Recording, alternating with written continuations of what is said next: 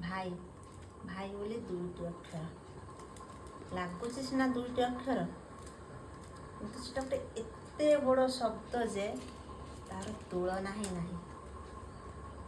କାଲି ରକ୍ଷାବନ୍ଧନ। ରକ୍ଷାବନ୍ଧନରେ ସବୁ ଭାଇ ଭଉଣୀମାନେ ସମସ୍ତଙ୍କ ଭାଇଙ୍କ ହାତରେ ରାକ୍ଷୀ ବାନ୍ଧିବେ।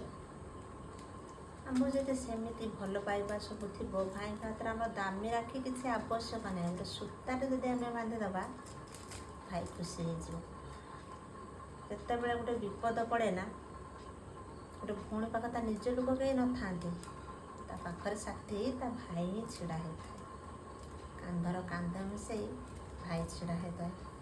ଆଉ ତା ଭଉଣୀ ଆଖିରେ ଯେଉଁ ଟିକିପା ଲୁହ ବହି ଯାଇଥାଏ ନା, ପୋଛି ଦେଇଥାଏ କିଏ? ତା ଭାଇ। ସେଇଥିପାଇଁ କହନ୍ତି ଭାଇ ବଳଠୁ ବଳ ନାହିଁ। ସୁଖରେ ସବୁବେଳେ ଭାଇ ନଥାଏ, କିନ୍ତୁ ଦୁଃଖ ବେଳେ ସବୁବେଳେ ହିଁ ଭାଇ ଥାଏ। ଭାଇର ଏଇ ଦୁଇଟା ଅକ୍ଷର ଶବ୍ଦର ଅମୂଲ୍ୟ, ମାନେ ମୂଲ୍ୟ ଅମୂଲ୍ୟ, ମାନେ ତାର କହି ହେବନି, ତା ତୁଳନା ହିଁ ନାହିଁ। ଯଦି ଆପଣମାନଙ୍କୁ ମୋ କଥାଟି ଭଲ ଲାଗିଥିବ, କିଏ ଦୁଇଟା ମିଠା କମେଣ୍ଟ ରଖିବେ। କାଲି ରକ୍ଷାବନ୍ଧନ, ସମସ୍ତେ ରକ୍ଷାବନ୍ଧନ, ହ୍ୟାପି ରକ୍ଷାବନ୍ଧନ ତାଙ୍କ ଭାଇଙ୍କ ହାତରେ ଖୁସିରେ ରାକ୍ଷୀ ବାନ୍ଧନ୍ତୁ। କିଛି ଦାମୀ ରାକ୍ଷୀ ଆବଶ୍ୟକ ନାହିଁ। ସ୍ନେହର ଭଲ ପାଇବା ଯଦି ଗୋଟେ ସୂତା କିଏ ବାନ୍ଧିଦେବେ ନା, ଭାଇ ତାକୁ ହସି ହସି ଗ୍ରହଣ କରିନେବ। ରହିଲି।